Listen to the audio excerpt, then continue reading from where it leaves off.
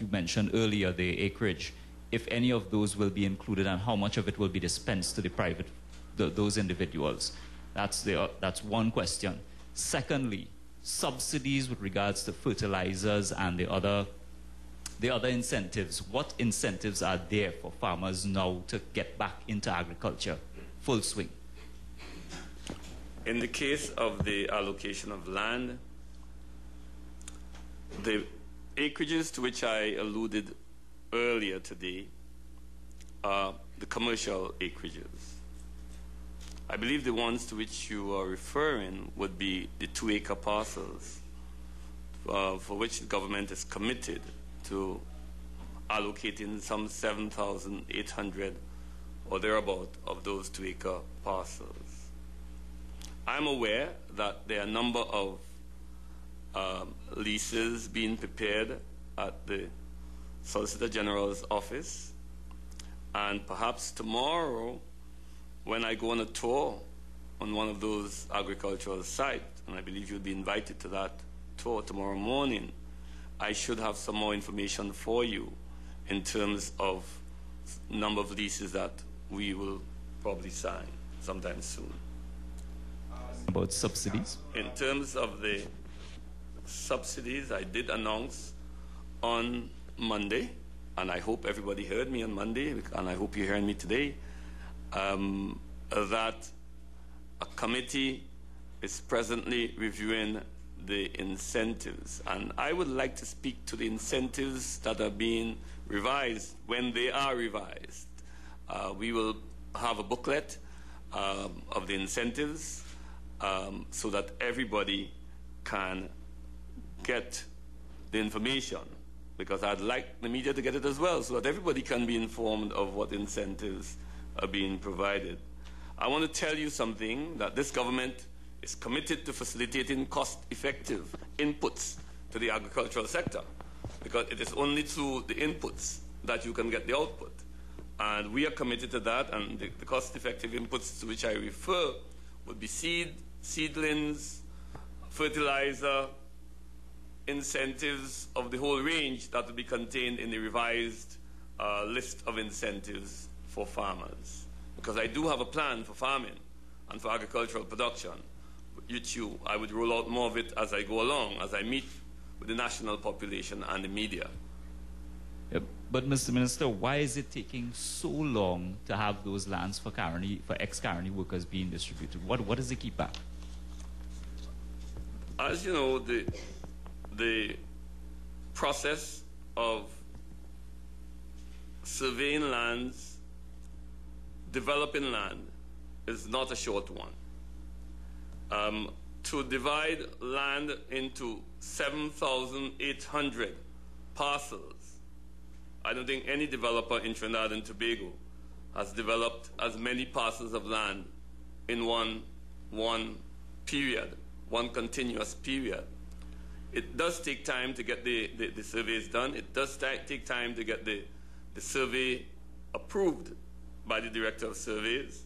It does take time for the Town and Country Planning Division to give approval for the division of the land, and it does take time for legal documentation to be prepared. I can tell you that in the financial services sector, it takes somewhere between 3 and 6 months to get your transactions done by way of the legal documentation, depending on what information you have. And for private sector developers, as I said before, I don't know that anyone has undertaken 7,800 parcels in any one fell swoop. Do you have any information as to how far they have gone in completion, the surveys? The surveys are ongoing, and I couldn't tell you that specific detail at this time, but I can surely inquire into it. Minister Kangaloo, could you maybe expand a bit more on the operating arrangement for the Port of Spain Academy, exactly how the arrangement is What I wanted working? to point out is that the University of Trinidad and Tobago will be responsible as the teaching facility for the programs for the performing arts. That's what I meant in my response to your question. Okay, so any other facility minister there in terms of hotel accommodation, who would handle that if UTT is only handling the teaching roles per se? who would handle that, and any other facility which is non-teaching? Well, you remember, I think at the press conference last week, the Prime Minister showed a design of the facility with 3 components to it. The UTT's responsibility is for the performing arts and the teaching facility. Okay.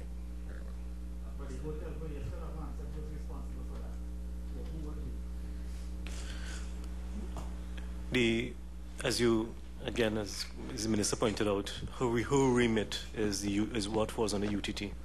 I think the Ministry of Community Development and the Minister of Community Development may be able to shed some light on that. So you can direct that question to her office. Oh, okay, but if we could just ask Minister Kangaloo one other question. This is with respect to the UTT's main campus at Umira. Given the fact that the contractor on that site is Jiangsu, and they have experienced problems in a nearby facility at Tamana, the Intech Park there. Could you give us an idea as to where things currently stand with the construction at the head campus of UTT, and if there are concerns at the Ministry of Jiangsu having trouble fulfilling the construction of this facility, seeing that it's experiencing trouble on another facility?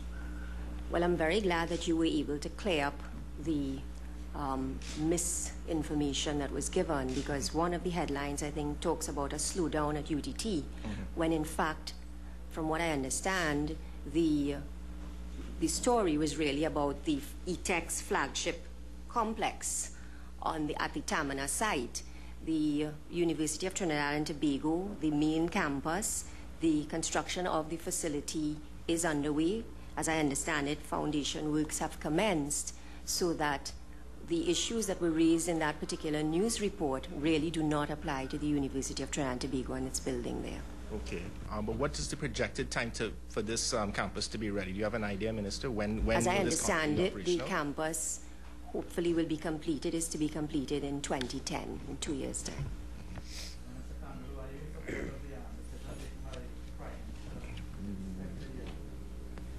Are you in support of the decision taken by the Prime Minister in respect of Dr. Rowley?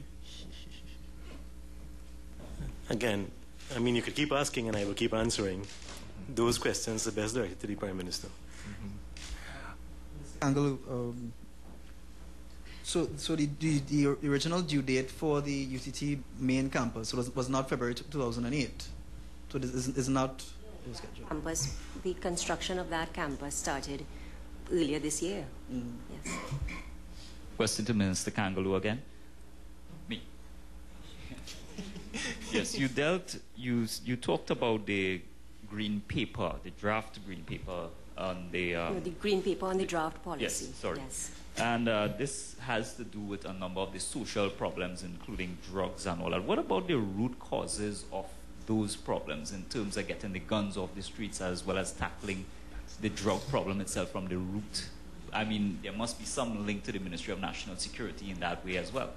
Well, remember that in approaching that particular problem, what you're talking about, you have to take several, you have to respond to it in several ways. So when I speak about the draft life skills policy, we're talking about